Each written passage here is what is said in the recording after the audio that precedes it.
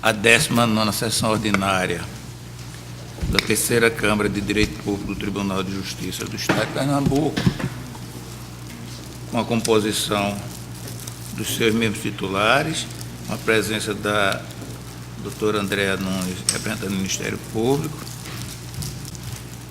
Rogo a Deus que nos ilumine e ajude para que possamos, em seu nome, prestar justiça ao povo de Pernambuco. Senhores desembargadores, eu tenho em mão a ata da sessão da quinta-feira passada, que também foi passada a Vossas Excelências. Eu indago se há algum reparo a ser feito na mesma. Em não havendo, declaro a mesma aprovada, passo às mãos da senhora secretária, devidamente rubricada e assinada uma folha por mim. Senhores, antes mesmo dos processos fora de pauta e dos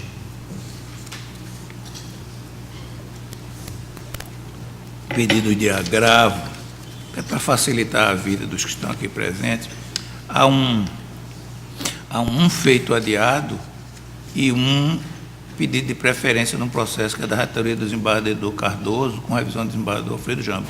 É o 14 da pauta.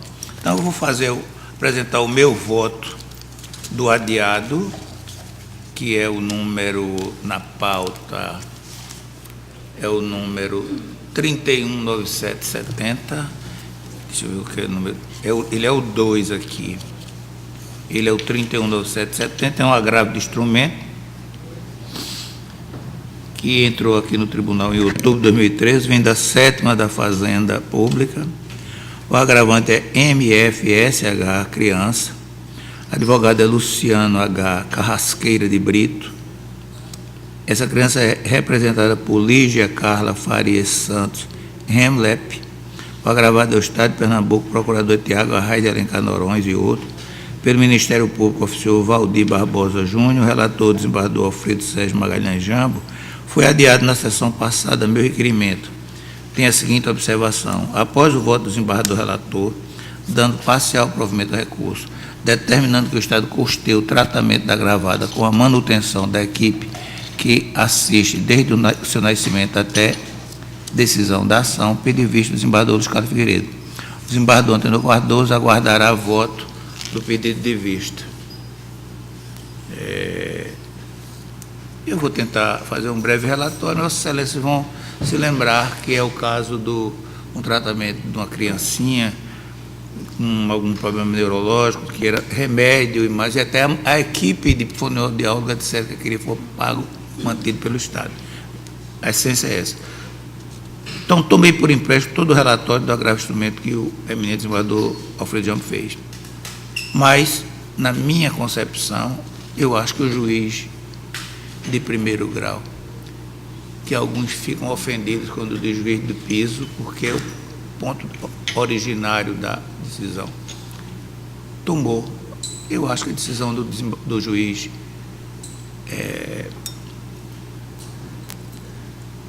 da 7ª Vara, Viano Ulisses, um juiz muito preparado intelectualmente, está correta. Versa a presente lide acerca do fornecimento dos medicamentos Topomax de 100 mg e Primid de 100 mg, além de custear as despesas no valor mensal de R$ 2.990, com profissionais de fisioterapia, neurologia, fonoaudiologia e psicologia, em um tratamento anual pelo método TeraSuite, que custa aproximadamente R$ 40 mil. A criança é portadora de retardo mental grave, epilepsia de difícil controle e tetraplegia flácida, doenças estas que já se manifestaram ainda nas primeiras horas de vida. Desde então, ela precisa de cuidados especiais. O agravo de instrumento foi instruído com documentos que dão conta do estado de saúde da agravante e dos cuidados que necessita em razão da doença.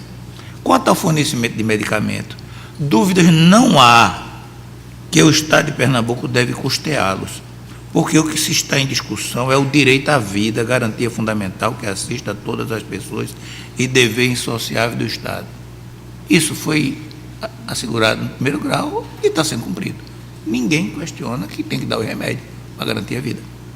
Comprovada a necessidade de medicamento e a falta de condições de adquiri-lo, legitimado está o direito em buscar a tutela jurisdicional, face ao amparo por meio de dispositivo constitucional. É assim que precitou o artigo 196 da Constituição da República. Quanto ao custeio das despesas mensais no valor de aproximadamente R$ 3.000, com profissionais específicos, a saber, fisioterapeuta, psicóloga, neurologista e fonoaudiologia, penso, tal como o juiz de primeiro grau, o Ministério Público pensa, não merece prosperar. É dever do Estado prestar efetivar o direito à saúde de todos os cidadãos, em especial daqueles que o necessitem. Por outro lado, não se pode deixar ao alvedrio da parte escolher os profissionais a que deseja se submeter a tratamento, em detrimento dos vários profissionais concursados que integram o quadro de servidores do Estado de Pernambuco. Se existem profissionais ou até mesmo órgãos habilitados para realizar os tratamentos que a agravante precisa, não é plausível que o Estado custeie esse tipo de despesa. A pessoa, cada um pedir aqui, o seu médico, o seu fonoaudiólogo, o seu não sei, foi escolhido nesse sistema, porque fere o princípio da coletividade em benefício de apenas um cidadão. De fato, o Estado de Pernambuco, as folhas 92, 93, informa que o serviço de reabilitação multiprofissional voltado para pacientes pediátricos pode ser feito tanto no IMIP como na ACD, ambos localizados na cidade do Recife, que é local de residência do infante.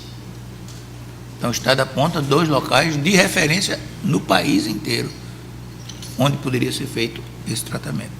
Outro sim, o argumento de que a criança criou vínculos afetivos com os profissionais que a assistem, e por isso não era recomendável a mudança, não deve por si só ser suficiente para o provimento do agravo instrumento. Porque onde se criou esse vínculo? O vínculo foi criado pela periodicidade com que a mesma é submetida ao exercício de reabilitação. Se ela for atendida por uma nova equipe, com o tempo vai criar vínculo e confiança com essa nova equipe, formará vínculo com essa nova equipe.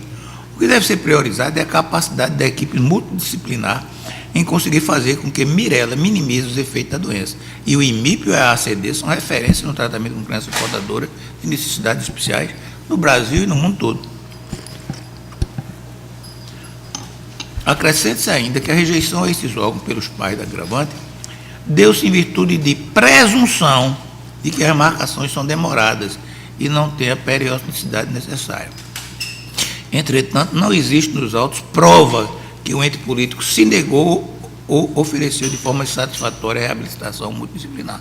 Disse que está pronto a atender. Não disse, vai demorar, vai ser presunção, não é matéria a ser apreciada nessa série. Aí tem a outra conta, que é o tipo de terapia, a terapia TheraSuite. Esta é oferecida ainda em caráter experimental e não tem estudos científicos que comprovem a sua eficácia para o tratamento de retardo mental grave. Por coincidência, a fisioterapeuta que prescreve esse tratamento possui especialidade nesta área, sem ter seu estudo técnico de forma imparcial. Ela mesma deu parecer psicoterapeuta e ela é especialista em fazer a terapia TheraSuite.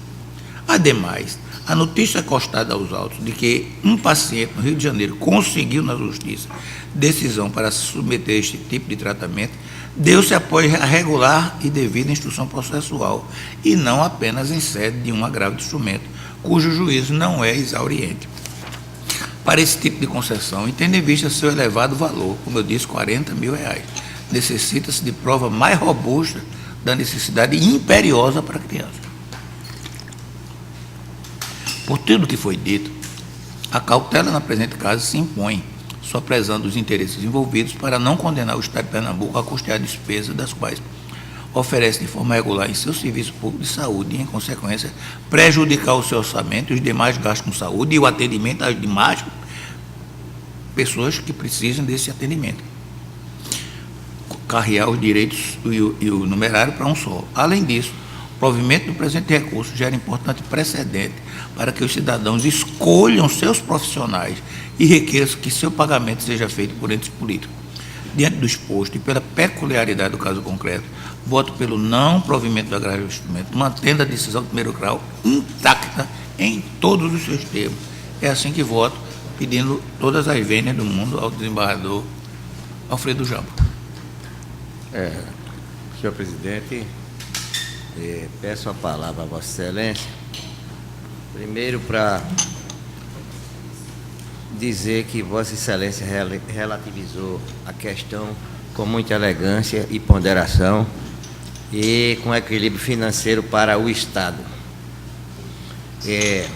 A minha posição em casos tais eu tenho uma visão que não devemos, muito embora foi ou não foi, eu esteja, o meu voto não tenha sido acompanhado, mas eu pretendo seguir a linha mais moderna. O Estado não pode ficar com lassidão. A questão orçamentária, isso já foi superado nos países europeus, e são quase todos socialistas hoje. Essa questão de esperar para o orçamento do Estado dá uma lassidão, certo? E é preciso que alguém diga que não pode ser assim, essa acomodação. Então, essa questão de falar em reserva de domínio para tratamentos, eu acho que eu não devo acompanhar. Um ou outro, sim. Aqui existe alguns especialistas falando sobre o caso, da necessidade de manter a equipe. Não vou tocar mais no evento como história um todo, certo? Porque já foi muito tratado aqui. Mas peço vênia a Vossa Excelência, certo? E para manter a minha decisão, certo? E também elevando de forma a prestigiar o discurso de Vossa Excelência com relação à sua preocupação na distribuição do orçamento do Estado. Mas o meu comportamento é este, certo? Nós devemos partir para uma linha mais avançada. Nós devemos procurar que o Estado se preocupe com essas decisões de que o cidadão não deve estar preocupado, certo? Quando tem o direito, não deve estar preocupado com o orçamento. Tem orçamento para muita coisa, mas não tem para essas coisas. E essa doença aqui, não vou mais falar, o remédio muito bem foi deferido, mas o tratamento de uma criança que foi acompanhada por uma equipe, certo?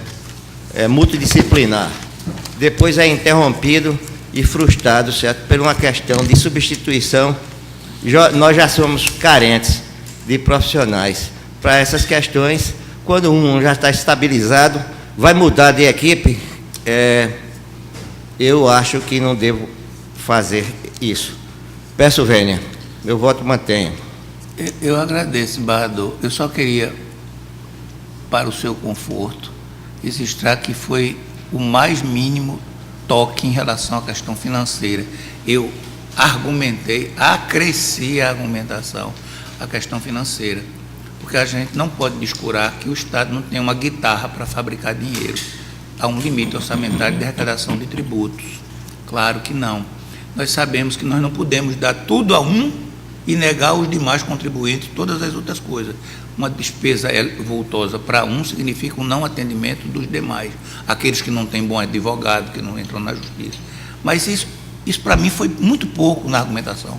O cerne da argumentação é que é uma terapia experimental que foi prescrita exatamente pela pessoa da equipe que é especialista em prestar esse tipo de terapia, e que o Estado tem quem faça o mesmo serviço de atendimento a essa criança, de sorte que se abrirmos mão a cada um dizer quem é o meu cardiologista, quem é o meu urologista, quem é o meu ginecologista, o Estado vai quebrar.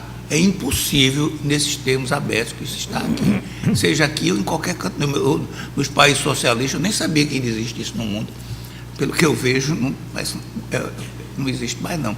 Mas não existe. Não, eu disse que o comportamento, certo, na Europa, ter essa visão de que o Estado deve estar pronto, certo, para receber e atender o paciente, certo? Mas a questão orçamentária é um segundo plano. Foi isso que eu disse. Sim. Então, voltando. É um tratamento experimental prescrito exatamente pela pessoa que é especialista e está prestando o atendimento, e o Estado se propõe a oferecer em 2 estabelecimentos que são chamadas unidades de referência pelo Ministério da Saúde. E por isso é que eu acho que o juiz, doutor Viana, acertou, e o promotor, e o procurador, e tantos quantos oficiaram nesses autos, com a devida vênia do entendimento de Vossa Excelência. Desembargador Antenor, não sei se Vossa Excelência precisa de algum esclarecimento. O desembargador Luiz Carlos falou que o tratamento custa R$40.000. É o total ou é o total do tratamento que custa isso? É o total de uma coisa, da terapia chamada TeraSuite. Aí tem o total do remédio, que leva R$2.990, R$3.000 por mês, e tem o TeraSuite, que é o dos psicólogos, que o Estado paga com seus funcionários, pagaria com o que já está contratado para fazer esse serviço. Aí diz, vai ser difícil marcar a consulta. Isso é presunção, né? Primeiro teria que caracterizar. Tentei e não consegui marcar a consulta. Tentei e não agendei. E outra pergunta de ordem processual. O desembargador Jambo concedeu a antecipação da tutela recursal? Concedeu. Vou ler o despacho do desembargador Jambo por íntegra aqui. Não, o desembargador Alfredo Jambo, no seu despacho de folha 118, disse em homenagem ao contraditório, intime-se a parte agravada.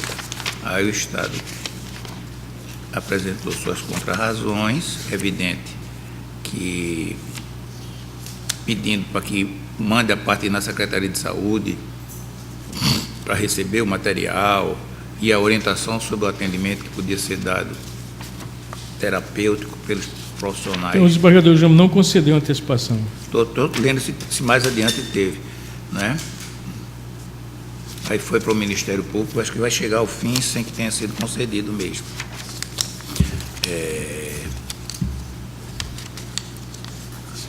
Parecer do Ministério Público em 19 de março na corrente, Dr. Valdir Barbosa, foi pelo improvimento do agravo do instrumento. Se Vossa Excelência quiser, também posso ler as razões da decisão do Dr. Viana para não conceder. Eu vou pedir vista, senhores desembargadores. É uma questão polêmica e não vai causar prejuízo porque não tem liminar. Não tem liminar, foi por isso que eu perguntei. Nem no primeiro, nem no segundo grau. Pronto. Após voto vista do desembargador Luiz Carlos Figueiredo, em posição contrária do relator, no sentido do não provimento do agravo de instrumento, mantendo a decisão de primeiro grau, pediu vistas o desembargador Antenor Cardoso Soares Júnior. A concessão foi de agosto de 2013, de Dr. Viana, para os remédios. A medicação. Quase o tratamento é que o autor da ação pretende que seja prestado por uma equipe que vem acompanhando a criança. Com uma terapia experimental. Sem uma prova científica. Então, essa decisão, a gente está praticamente em junho, tem 10 meses que não foi obtida. Foi não. Só para considerar, já que o desembargador... Estou deixando meu voto aqui, viu? Agradeço, desembargador. Já que ele pediu vista, a questão do tratamento não é o valor financeiro, não. É o valor serviço especializado. Só isso.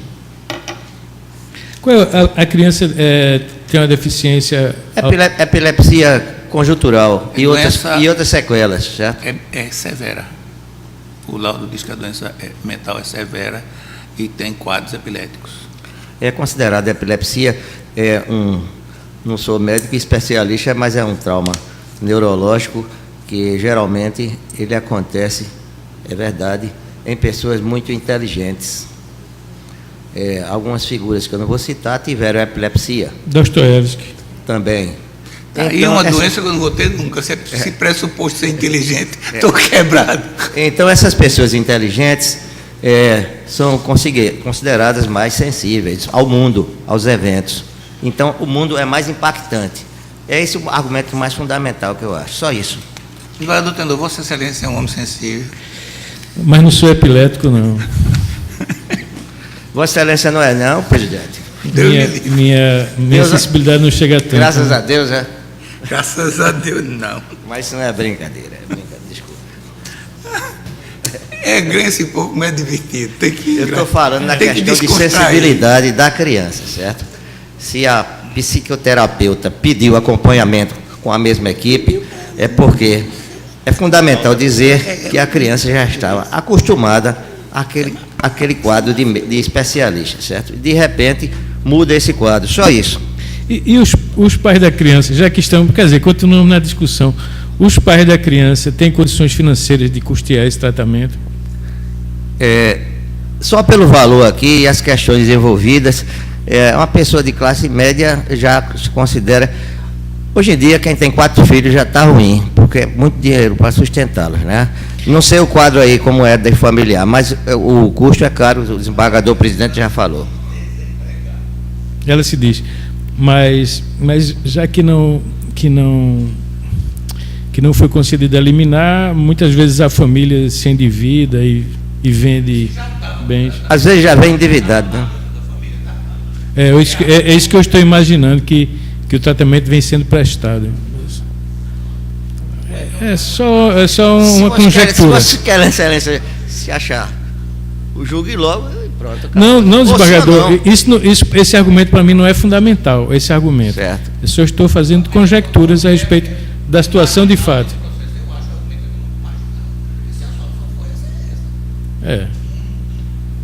Não é um argumento definitivo. É um argumento que tem algum peso, mas não é definitivo. Não, o argumento resistente é acompanhado pelo desembargador presidente, é o argumento financeiro e a distribuição dos valores, certo? E uma sociedade que falta dinheiro. O argumento dele é esse. O desembargador disse em seu voto de vista que o Estado tem condições de fornecer um tratamento similar. Mas o argumento da parte autora é que o tratamento nessa especialidade só é prestado por essa equipe médica que estava acompanhando a criança. Então a divergência está aí, eu acho. Não é a única. O Estado tem a ACD e tem o IMIP, que são centros de referência, foi isso que ele falou. Fica à vontade, excelência. Obrigado, desembargador.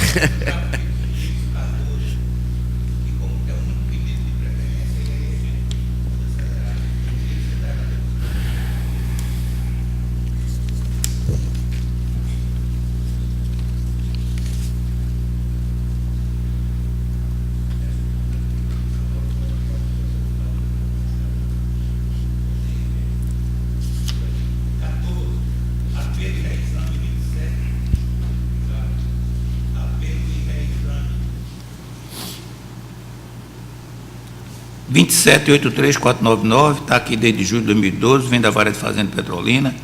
O autor é o município de Petrolina, sua advogada é Camila Abreu Teixeira Cruz. O réu é a Associação Atlética Independente, seu advogado é Ricardo Carvalho dos Santos. Pelo MP, doutor Alda Virgínia de Moura, relatoria do desembargador Tenor Cardoso, revisão do desembargador Alfredo Jambo. Passa a palavra ao ministro relator, lá lembrando que o advogado já se achegou à tribuna, portanto deveremos ter sustentação oral. Obrigado, senhor presidente, desembargador Alfredo Jambo, senhor advogado, assistente de plenário e demais circunstantes. Eu refiro no relatório que a apelação civil de que cuidamos é interposta pelo município de Petrolina contra a sentença proferida pelo meritíssimo juiz de direito da Vara da Fazenda Pública de Petrolina, que nos autos do incidente de impugnação ao valor da causa não acolheu a impugnação ao valor da causa oposta pelo município de Petrolina, mantendo, por conseguinte, o valor da causa em R$3.000.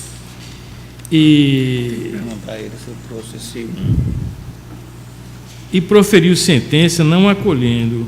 Insatisfeito, o município de Petrolina impôs apelação, reiterando os termos da impugnação ao valor da causa. Mas a questão central de respeito a que o chefe do Poder Executivo do município de Petrolina, através de decreto municipal, doou um bem imóvel a uma entidade privada, que é a Associação Atlética Independente. E por ter por esta entidade privada supostamente descumprido os encargos legais que acompanham a doação, declarou a reversão do bem doado e readquirindo a sua propriedade para o município de Petrolina. Então, a questão nuclear, senhores desembargadores, as questões nucleares são estas. Há uma preliminar de ausência de interesse processual e também da ilegitimidade passiva do Procurador-Geral de Município, uma vez que o ato coator, Decreto Municipal 192 de 2011, é de competência exclusiva do primeiro impetrado, ou seja, da municipalidade, o prefeito do município de Petrolina. Então, senhores desembargadores, em breve síntese, este é o relatório. Obrigado. Eu peço a Vossa Excelência que identifique nome, número da AB, parte que está representada. Isso feito, Vossa Excelência dispõe do prazo regimental para a sustentação oral. Bom dia. Ricardo Carvalho dos Santos, AB Pernambuco 370A, representando o impetrante recorrido. Bom dia, senhor presidente, demais componentes da turma. Com muita felicidade que eu assisti o debate acalorado no processo anterior, o que mostra que o Tribunal de Pernambuco é composto por membros que realmente estão compromissados com seus jurisdicionados. No caso em exame, trata-se de uma doação que foi feita à Associação Atlética Independente por meio da lei autorizativa, que é importante esse detalhe, 362/92. Essa lei autorizativa, editada pela Câmara Municipal, foi dado cumprimento à mesma com a escrituração do imóvel em nome da Associação Atlética. Em 2011, o prefeito municipal editou o decreto 192/11, cujo conteúdo dispõe que ele promove a reversão do patrimônio, alegando que houve violação das cláusulas condicionantes da doação. Fora de pauta, né? Importante frisar que esse decreto veio de surpresa. A associação jamais foi notificada sequer dos fatos que foram atribuídos, nem mesmo de forma oficiosa. Como optamos por promover o RIT, não cabia discutir o mérito da discussão nesse processo. Então, buscamos, nesse momento, arguir as matérias que eram pertinentes, por se tratar de uma medida processual que entendíamos mais adequada para o momento, para evitar maiores delongas na instrução do feito. São 3 os fundamentos do RIT, excelências. O primeiro deles é o seguinte: o prefeito decreta a reversão do patrimônio. Ora, reversão é efeito e não causa. Então, o primeiro argumento do RIT é de que, sem ter havido a revogação anterior da doação, o prefeito não poderia editar um decreto promovendo a reversão patrimonial. Porque a reversão patrimonial ela é um efeito da anulação. Então, entendíamos que o decreto era ilegal porque ele implementava o efeito sem haver a causa que o fundamentasse. O segundo argumento é que o prefeito municipal, ele não é autoridade competente para revogar a doação. A doação é um ato regulamentado pelo Código Civil. Muito embora seja um ato emanado da autoridade municipal, com a autorização da legislativa, o ato de doação é feito no cartório de imóveis, à luz do Código Civil. Ora, a lei civil pátria dispõe que a doação tem que ser revogada pelo judiciário. A autoridade competente para revogar a doação é o judiciário. E, nesse sentido, nós citamos, houve até um erro material, é o artigo 539 do Código Civil, que diz que o doador, ciente da violação da condicionante da doação, poderá pleitear a revogação no prazo de 1 ano. Trouxemos um entendimento do muito festejado Ponce de Miranda, porque, na verdade, a norma vigente no atual Código é idêntica à do anterior, né, que não se pode revogar a doação por simples atos do doador, né. Ele tem que propor uma ação de revogação própria. Não seria lógico você promover uma doação e deixar o doador naquela condição de, pelo seu arbítrio, simplesmente revogá-la. Então, entendíamos também que o ato parecia de ilegalidade, porquanto o prefeito municipal não é autoridade competente para revogar uma doação. Ele teria que promover a municipalidade teria que promover uma ação nesse sentido. O terceiro argumento do RIT, o qual foi acolhido pelo juiz de primeiro grau, para não repetir a expressão que o presidente disse que algumas pessoas não gostam, foi de que esse ato foi praticado à revelia do donatário. Não houve conhecimento, foi impossível discutir o mérito da questão, porque ele foi feito sem processo administrativo próprio, de qualquer ordem, nem de caráter inquisitorial. Simplesmente o prefeito amanheceu o dia e publicou o decreto. Mais uma vez, repito, eu quero me isentar de discutir o mérito da questão, até porque não cabe nesse momento. Muito embora tenhamos toda razão também no mérito. Em função de que essa revogação foi feita, sem ser precedida sequer de um procedimento inquisitorial, foi que solicitamos também a anulação do ato. E foi esse o argumento abraçado pelo juiz de primeiro grau. Pois bem, aí entra um detalhezinho que eu gostaria de esclarecer, porque houve uma manobra do município que eu achei um pouquinho deselegante, para não usar outro termo. Por uma questão de desinformação, houve 2 leis autorizativas de doação diária para a entidade, em locais distintos. A primeira lei autorizativa, ela é a 132/88. E essa lei jamais foi implementada. Essa doação, com base nessa lei, de uma área de 8.000 e poucos metros, jamais foi implementada.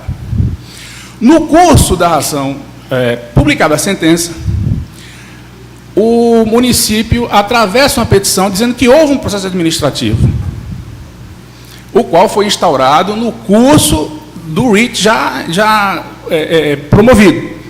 E a decisão desse processo administrativo, ela foi concomitante com a sentença ora vergastada. Mas esse processo, que a procuradora diz ser atinente ao caso, na verdade é um outro completamente diferente. Muito embora o só fato dessa decisão, desse processo ser concomitante à decisão do mandado de segurança, já fica claro que esse fato não teria o condão de influir na decisão, porque, de fato, o decreto, essa documentação só reforça o argumento de que o decreto foi publicado sem um processo administrativo. Mas o mais grave é que esse processo não diz respeito a esta área, mas uma outra área, e cuja doação não foi implementada.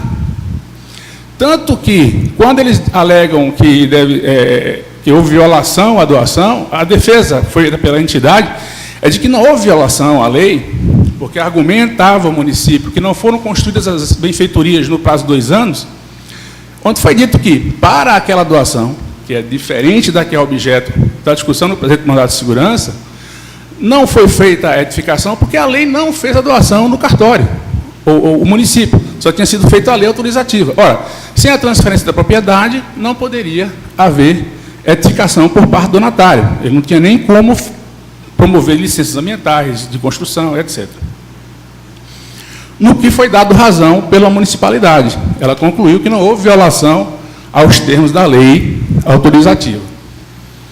Pois bem, eu faço essa divagação porque o município enxerta essa documentação após o julgamento do mandado para induzir o juiz em erro no sentido de que havia ocorrido um processo administrativo prévio, o que jamais ocorreu. Em relação à lei autorizativa 362/92 e a doação específica, onde a associação ali se instalou, porque, a bem da verdade, a outra área, a associação a direção sequer tinha conhecimento dessa lei autorizativa, porque ela se perdeu no tempo, tanto que o próprio município também se perdeu no tempo a ponto de fazer uma outra doação. Doutor, não quero interromper, mas não faça só a divagação, não, faça também a aceleração, porque você já tem 2 minutos. Eu já estou concluindo, excelências. Então, voltando ao objeto da ação, foi deferido o rito com base na violação ao direito da ampla defesa, O recurso interposto pelo município não ataca essa matéria, razão pela qual alegamos a violação do princípio da dialeticidade, porque o recurso do município continua se fundamentando no mérito do ato praticado pelo prefeito. E, para encerrar, em relação à legitimidade da procuradora, ela foi indicada no mandado por uma razão muito simples. Ela assina o ato, o decreto. Então, como signatária do decreto, para evitar que se fosse decretado uma nulidade processual por conta do litisconsórcio necessário, foi que ela foi incluída no mandato, porque ela assina conjuntamente com o prefeito. Pedimos a manutenção da sentença, porque foi violado um princípio elementar do Estado de Direito, que é a questão do direito de defesa. Obrigado. A Corte agradece os esclarecimentos prestados por Vossa Excelência, e eu resisto que tem que certeza que, em nome dos demais e do Ministério Público, a boa qualidade da sustentação oral. Acho que é 3 semanas, 3 advogados de Petrolina, todos 3 fazendo boas sustentações orais, melhor do que muitos que estão acostumados, quando na realidade lá não tem nem segundo grau para que isso possa. Acho que são treinados no júri, no tribunal do júri. 3 boas sustentações orais nos últimos tempos aqui de advogados de Petrolina. Eu devolvo a palavra ao eminente relator. Não me surpreende que os advogados de Petrolina tenham essa qualidade argumentativa. Petrolina realmente é um centro científico, é um centro acadêmico e tem excelentes advogados, bons magistrados, então não causa nenhuma surpresa. Eu também agradeço a sustentação oral do brilhante advogado, e mesmo porque o meu voto, que eu peço licença para resumir, é na mesma linha da argumentação esposada pelo advogado. Em preliminares que urgem ser enfrentadas, com a permissão dos senhores, não separadamente, mas como núcleo de insurgência recursal, tem ausência de interesse processual pela inadequação da via eleita, eu afasto porque o mandado de segurança é, sim, uma via adequada. E a pequena divergência que eu tenho, tanto com relação ao que o advogado referiu na sua argumentação, como com a sentença, é com relação à ilegitimidade passiva da segunda impetrada, que é a procuradora do município. Eu verifico que no sistema jurídico brasileiro os decretos são atos administrativos de competência exclusiva dos chefes do Poder Executivo Federal, Estadual e Municipal, conforme prescreve o artigo 84, inciso 6 da Constituição Federal. Então, eu vou acolher essa plenária tão somente para afastar do polo passivo a procuradora. Eu entendo a cautela com que se cercou o advogado, como referiu, porque o decreto foi assinado pela procuradora, então, para evitar essa argumentação de que havia uma ilegitimidade passiva, foi mais prudente, do ponto de vista do causídico, incluir a procuradora. Mas eu acolho essa preliminar para afastar a procuradora do polo passivo. Mas, com relação à matéria de mérito, eu colho integralmente a sustentação oral e os argumentos do causídico a partir da tribuna, e refiro no meu voto que os atos administrativos que importem anulação, revogação, suspensão ou convalidação de ato administrativo, ou mesmo que neguem, limitem ou afetem direito ou interesses, devem obedecer ao princípio do contraditório e da ampla defesa. Trago a colação jurisprudência que consta do meu voto em apoio a esta tese. Refiro, em conclusão, que antes mesmo de se analisar se poderia ou não o chefe do Poder Executivo, através de decreto municipal, declarar a reversão de um bem doado em virtude de descumprimento de encargos impostos por lei que autorizou a doação do imóvel, eu constato a nulidade do decreto municipal atacado por ausência de observância dos direitos fundamentais e individuais, ou seja, a ampla defesa, o contraditório. Não é justo nem razoável que, depois que seja feita uma doação e ali se instale uma associação com investimentos vultosos, depois venha o município sem obedecer a nenhum requisito legal e revogue essa doação. Então, o meu voto é no sentido de dar provimento parcial tão somente para excluir do polo passivo da demanda a procuradora do município. É assim que eu voto, senhores desembargadores, em síntese. Mantendo no mais a sentença. Mantendo no mais a sentença. Acompanhe. A revisão acompanha. A questão da doação de bens públicos ou de recepção de bens doados ao poder público, tão grave no trato que a Constituição do Estado de Pernambuco, por exemplo, exige que a doação com encargo, que é o caso, tem que ser feita por lei. Portanto, a reversão só poderia ser feita por lei. Um instrumento menor não poderia atacar um instrumento maior. Eu acompanho, convicto de que Vossas Excelências estão certas e proclamo o resultado. Decisão por unanimidade de votos, foi dado provimento parcial ao recurso, vírgula, apenas para decotar da decisão a presença da procuradora jurídica no polo passivo, vírgula, mantendo no mais intacta a sentença de primeiro grau. Obrigado, bom dia. Bom dia. Senhores, desembargador Antenor Cardoso, havia também um feito adiado de Vossa Excelência, em 15 de maio, Vossa Excelência trouxe. Trouxe. É o 304291. E depois vamos chamar um fora de pauta do desembargador Alfredo Jambo, que tem pedido. Está no lote que eu trouxe como fora de pauta. Mas é falta, é adiado. Adiado. Mas está ali. 304291. Eu mesmo sou relator e pedi o adiamento, não foi Me isso? lembro do caso. Foram vários, os outros todos a gente já resolveu. Ficou uma pendência, não foi isso? Só ele. Nós temos mais nenhuma pendência daquilo, não.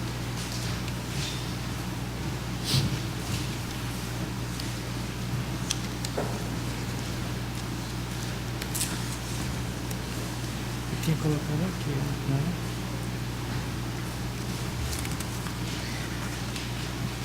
Então, como diz o desembargador Jambo, eu confirmo que é o 304291, dígito 3, são embargos de declaração em que figura como embargante Francisca Pereira da Silva e embargado IRH, Instituto de Recursos Humanos de Pernambuco. Existem alegações de omissão e que eu repilo. Então, eu constato que o embargante, nas razões recursais, busca a condenação do embargado ao pagamento de indenização por danos morais, por ter a paciente sofrido constrangimentos e consequentes danos psicológicos. Mas a matéria de fundo já fora suficientemente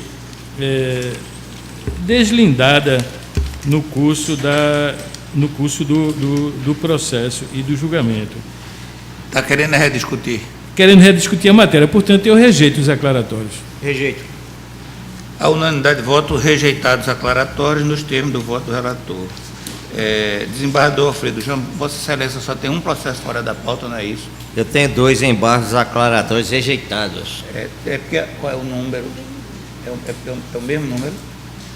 É o embargo de declaração. É porque tem as partes, tem um embargo.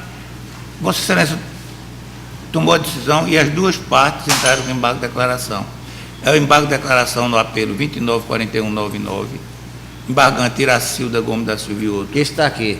E é o mesmo processo. E FUNAP. E o outro embargo de declaração, no mesmo processo, aí a embarga, só muda a posição do polo. É FUNAP e Iracilda e outros são embargados. É o mesmo caso. Como pediram preferência, e pelo que eu vejo, o procurador do Estado vai fazer sustentação oral, não sei se a parte também, eu peço a Vossa Excelência faça a leitura aí do relatório com mais detalhe, que é o único caso que tem pedido preferência.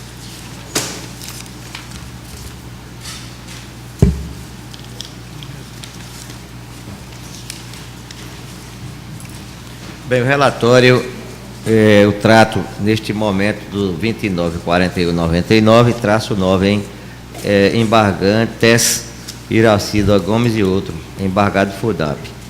Relatório. São manejados estes embargos de declaração pelas autoras contra acórdão lavrado na apelação civil anterior, cujo julgamento lhes concedeu segurança para garantir a irredutibilidade das suas remunerações, nos termos da LCE 112/08 e percepção dos quinquênios PCC devidos, com implantação imediata e o pagamento dos valores vencidos e não pagos a menor, na condição de professoras da esfera estadual.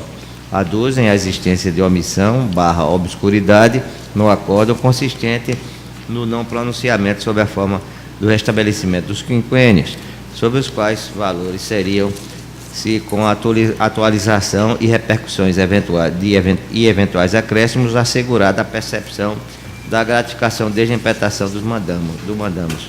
Pretende, com isso, o provimento do recurso para que sejam sanados os vícios apontados. Esse é o relatório, senhor presidente. Dá para fazer, porque o outro embargo é o mesmo processo. Eu farei também. Faz o outro relatório logo do outro. É o relatório do outro. Agora o Estado na qualidade de embargante. O outro é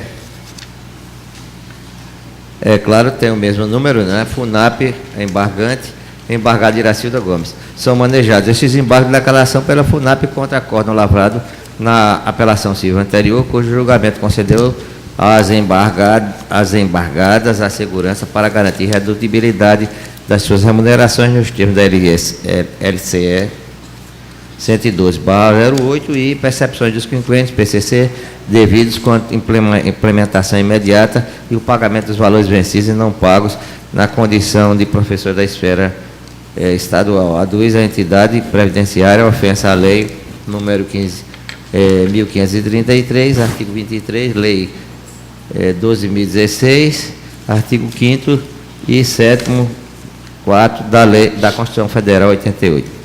No mais, rediscutem toda a matéria levada a cabo por ocasião do julgamento pelo acordo colegial. É quase a mesma coisa. Obrigado.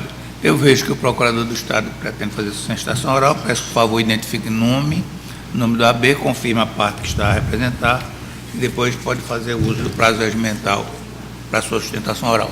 Agradeço, senhor presidente. Henrique Luiz de Lucena Moura, OAB 467, dígito BPE, pela FUNAP, embargante e embargada. Excelentíssimo senhor presidente, excelentíssimos senhores desembargadores, excelentíssima senhora procuradora de justiça, senhores serventuários, demais presentes. Trata-se de embargo de declaração a acórdão prolatada em apelação decorrente de mandado de segurança, que reformou a sentença de denegação da ordem. O objeto do pedido é que se mantenha a remuneração das impetrantes vinculada de acordo com o salário mínimo da parcela complementar compensatória instituída no artigo 5º, Lei Complementar 112 de 2008. Repito, vinculada ao salário mínimo. A FUNAP aponta, portanto, grave omissão, porque é sabido que a Constituição de 1988, no seu artigo 7º, inciso 4º, proíbe, veda a vinculação a salário mínimo. É verdade que, no caso, existe uma peculiaridade.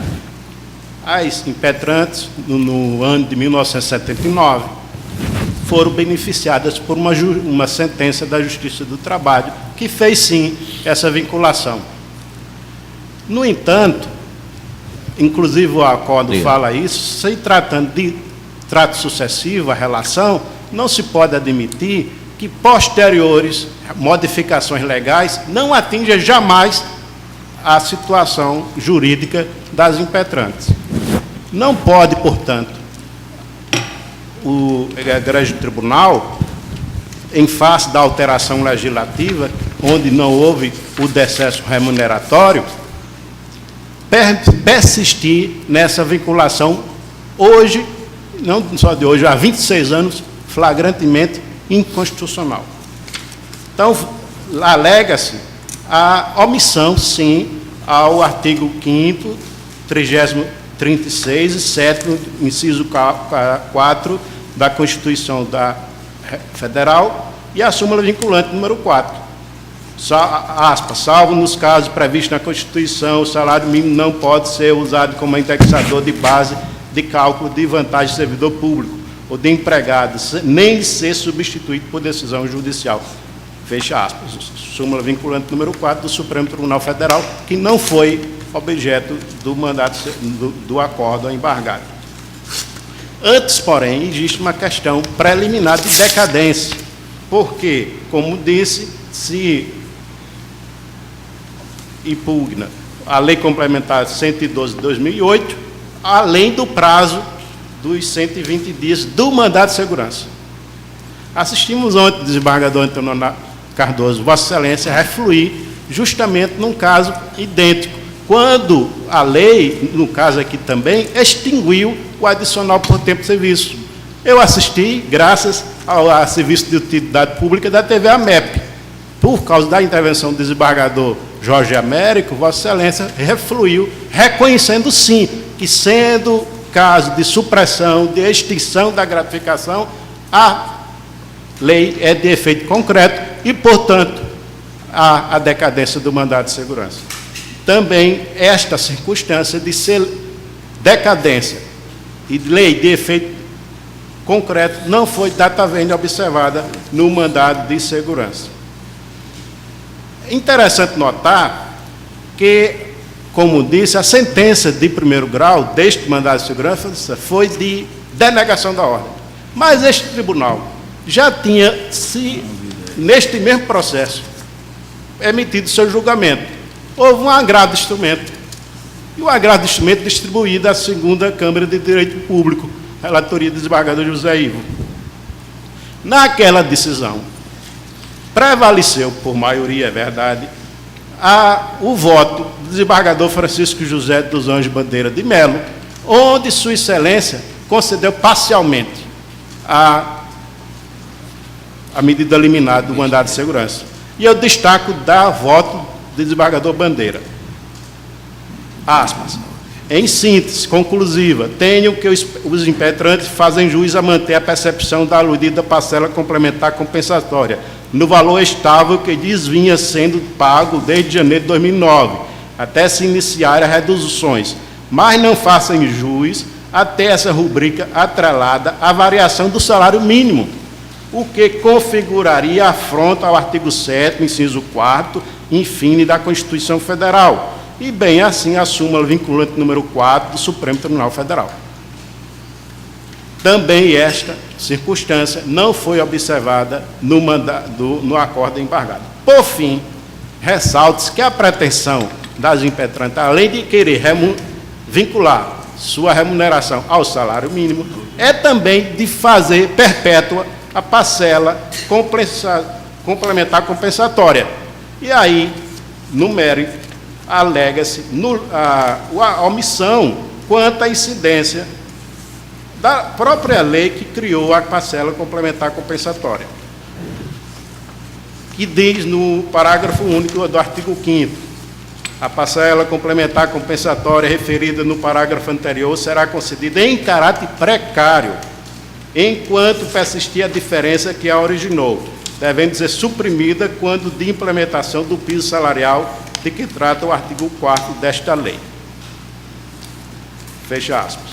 Então, a FUNAP alega a impossibilidade de se tornar perpétua uma gratificação que, por decorrência legal, é precária. Diante do exposto, requer o acolhimento dos embargos de declaração. Ocorre, eu ia falar em preliminar, terminei partindo para o mérito do recurso, que não foi, infelizmente, não foi formado o contraditório. Então, questão de ordem, seria formar o contraditório para poder a douta Câmara decidir os embargos de declaração. Muito obrigado. Obrigado. A ex-adverso também vai fazer sustentação oral, não? Não havendo outra pessoa inscrita para sustentação oral, eu devolvo a palavra ao relator. Senhor presidente, eu já antecipei meus votos, certo? É naquela linha de decisão mesmo, afasto os aclaratórios. Quiserem, eu posso ler o voto. Aí. Ambos os aclaratórios, Ambos. E com relação a essa alegação de que não foi formado o contraditório, Vossa Excelência ouviu da tribuna que o advogado falou que, tratando-se de embargos infringentes, a necessidade de formação do contraditório antes do julgamento. O eminente procurador está informando isso. Isso não tem no meu voto, naturalmente. Não foi. Mas eu afasto os aclaratórios. Se quiserem mais alguma informação, eu vou consultar. A matéria que se discute é se houve omissão ou não. Sim, desembargador, mas tratando-se de embargos com efeitos infringenciais, é necessário que, antes do julgamento, haja o contraditório. A defesa plena, certo, é uma conquista da humanidade que deve ser sempre observada. Se o procurador disse isso, naturalmente ele percebeu.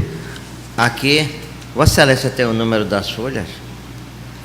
Eu não tive acesso aos embargos de declaração das impetrantes. A manifestação nossa foi só nossos embargos de declaração. Mas, devido ao que o desembargador Antenor falou dos efeitos infringentes, entendo, sim, necessário formar um contraditório.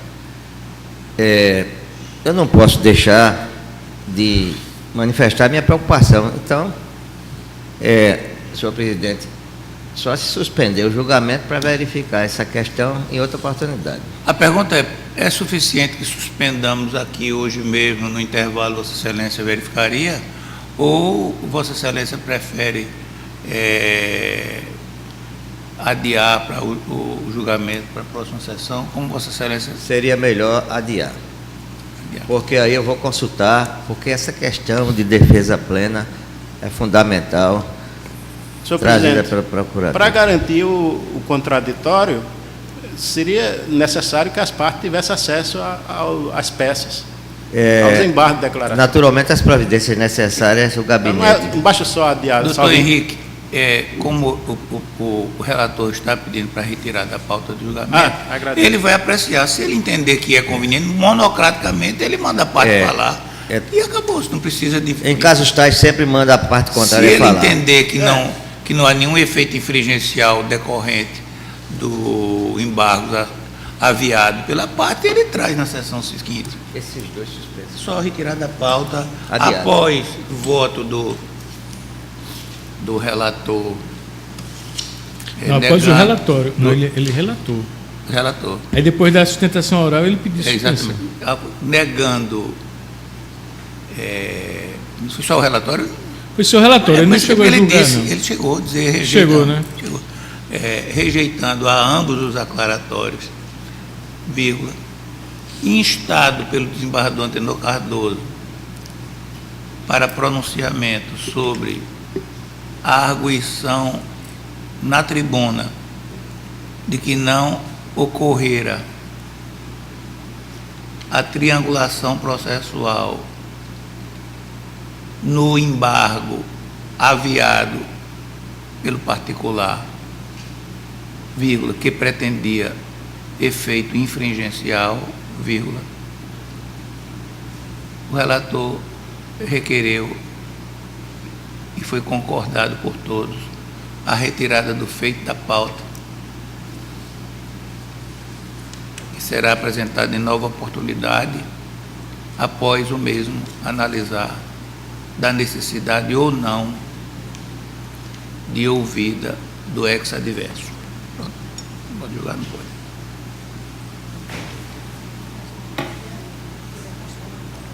Vai constar na pauta, vai ficar como adiado, porque pode ser que ele tenha condições de trazer rápido e pode ser que ele não tenha, se ele precisar de mandar. Porque vai haver ainda... Provavelmente não vai poder trazer para a semana, né? Provavelmente vai ter que ouvir o outro lado. Senhores, vamos, como era o único fora de pauta do desembargador Antenor Alfredo Jambo, o desembargador Antenor Cardoso, Vossa Excelência, tem processo extra pauta? Tenho, senhor presidente. A palavra está com Vossa Excelência, desembargador. Eu passei aos senhores com antecipação as minhas propostas de acórdão, e eu sei que Vossa Excelência tem muitos afazeres, desembargador Luiz Carlos, o desembargador Jambo já tem certeza que já leu, mas se Vossa Excelência não leu ainda, talvez fosse interessante dar suspender a sessão por 5 minutos, enquanto Vamos você... suspender por 5 minutos, que é o tempo que eu leio, porque, pelo que vejo, já...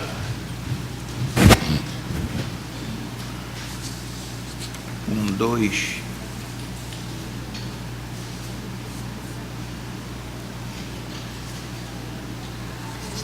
3... O senhor presidente já tinha me concedido a palavra para julgar meus feitos fora de pauta e me adverte que há uma pequena omissão ou erro material no julgamento dos embargos de declaração número 4 da minha lista, que é o 282.184, dígito 7, embargante José Nascimento da Silva e embargado Estado de Pernambuco.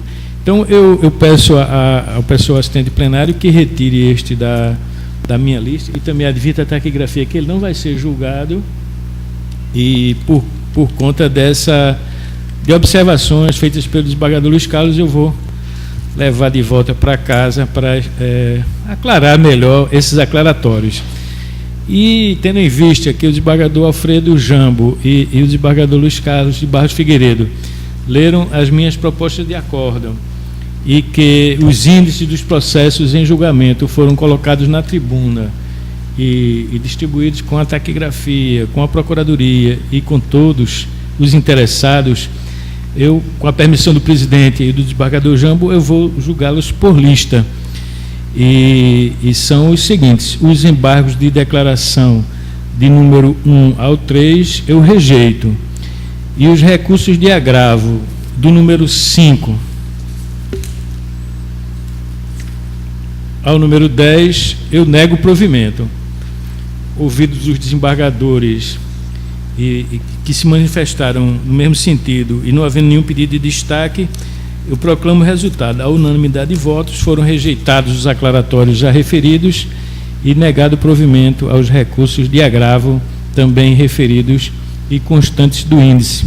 Eram esses os processos que eu tinha a julgar fora de pauta. Agradeço, senhor presidente. Desembargador Jambo.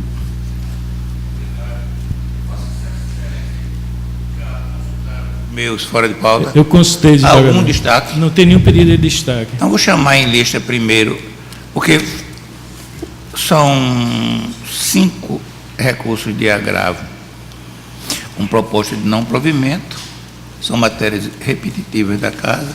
O recurso de agravo 3242697, agravante ao Estado de Pernambuco, o agravado é Adriel Ferreira Maciel. O recurso de agravo em apelação em DGO 31.38.23.4, agravante do Estado de Pernambuco, agravado Daniel José da Silva e outro. Recurso de agravo em apelo 29.33.560, recorrente João Batista dos Santos, recorrido município de Triunfo. Recurso de agravo em apelação 29.38.952, agravante FUNAP, agravado Cleonice Carvalho de Oliveira.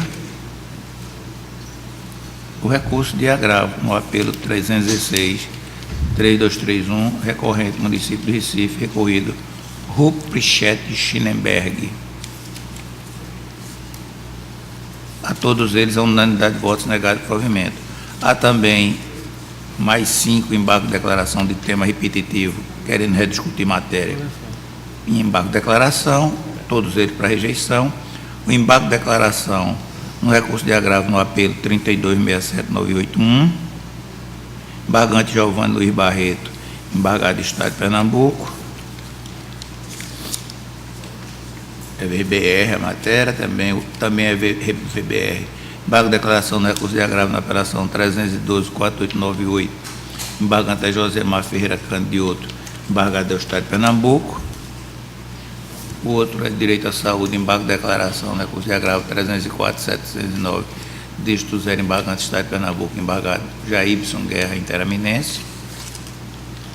Embargo de declaração no agravo instrumento 313.1760, embargante FUNAP, embargado Gilmar Dias Guimarães.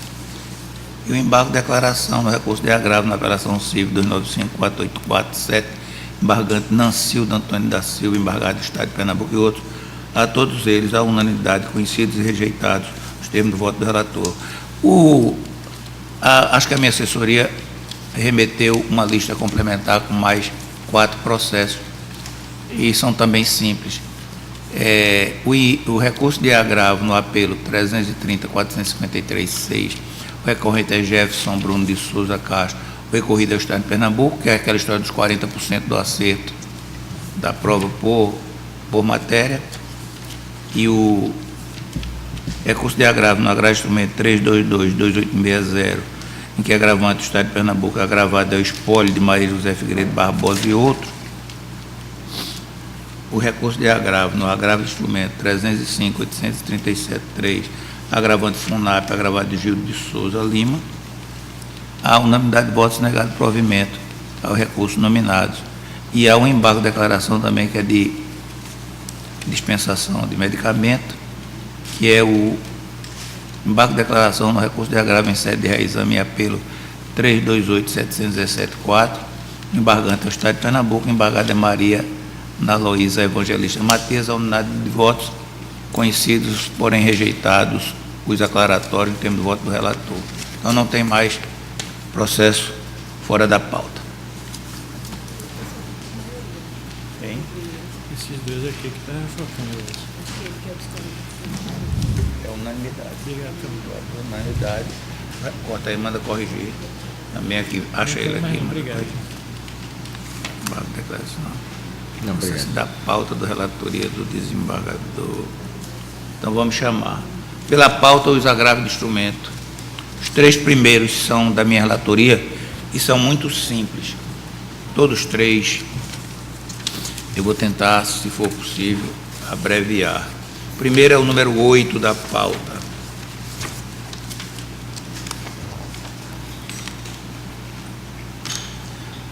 Agravo de instrumento 297.6554, está aqui desde fevereiro de 2013, vem da Vara de Fazenda de Cabo Santo Agostinho, o agravante é o município de Cabo Santo Agostinho, o seu advogado é Tiago de Paula Leite, o agravado é Natalício José do Nascimento, o seu advogado é Francisco João da Silva, pelo Ministério Público, doutora Maria Bernadette Martins de Azevedo, da minha relatoria, número 8. Vossas Excelências receberam cópia da proposta de acordo, e por isso peço licença para tentar abreviar a hipótese, se for necessário, eu aprofundarei. É uma ação demolitória e citaram o inquilino. É evidente que a citação do proprietário como litisconsorte passivo nessa área é obrigatória. Por essa razão, nego provimento ao recurso do município. Nego provimento. Embaixador Alfredo João. Acompanhe. Decisão, unanimidade de votos, negado provimento ao agravo instrumento, temos voto do relator. Próximo também da minha relatoria é o número 7.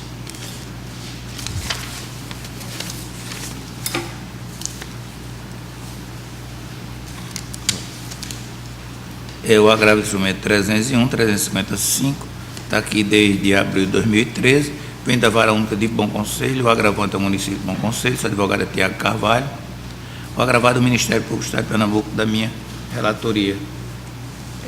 Dispensação, internação hospitalar compulsória para dependente químico de pessoa carente de recurso financeiro. Né? O direito à saúde e a responsabilidade de qualquer ente de governo que pode ser demandado é dever constitucional, sumulado em nosso tribunal. Eu voto pelo não provimento do recurso de agravo do poder público. Nego provimento. Também. A unanimidade de votos, negado provimento ao agravo de instrumento, nos termos do voto do relator. E o terceiro é o número 11. Eu disse que eram os 3 seguidos meus, mas são 4. Número 11. Mas são todos simples. Continuo dizendo que não sou eu que vou dar trabalho a vossas excelências aqui nesses casos, não.